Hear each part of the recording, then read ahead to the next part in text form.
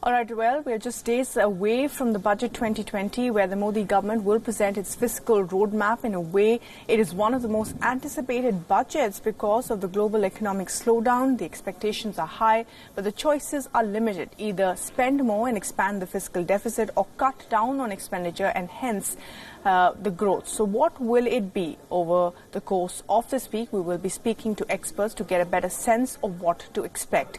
And joining us today is Dr.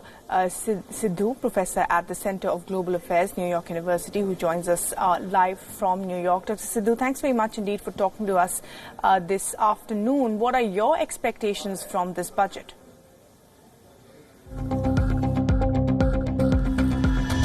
So I think there's two ways you can think about this budget. One is in a populist way, and the other is in a progressive way. Given everything else that's been happening, I suspect it's likely to be more populist than progressive. It's going to try and target or support the base, of this particular government. But so far, the indications are not that it's been very, very progressive. And that's unfortunate. Right. We also asked Dr. Sidhu what sort of reforms are required in this economy.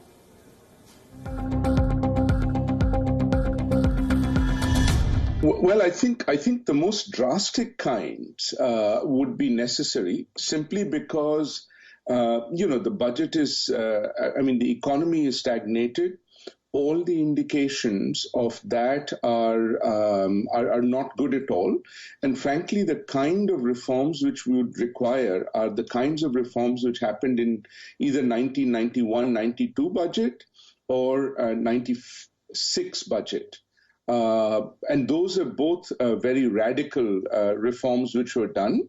And it's just not clear that this government will be able to do those kind of radical reforms to open up the economy much more.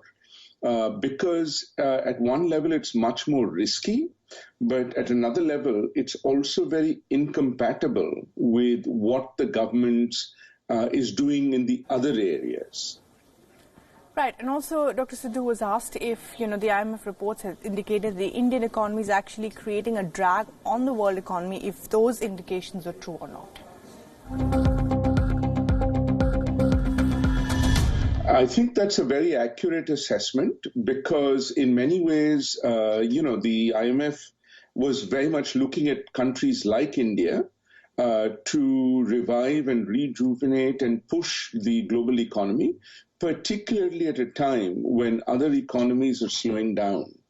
But essentially, India has not stepped up to the crease, as it were. And it has not been able to, do the radical reforms which are required. Let's take a very simple example. India could have benefited from the US-China trade war by sort of encouraging more investment to come into India. But unfortunately, that has not happened. And countries like Vietnam and even South Korea are the beneficiaries of that diversion.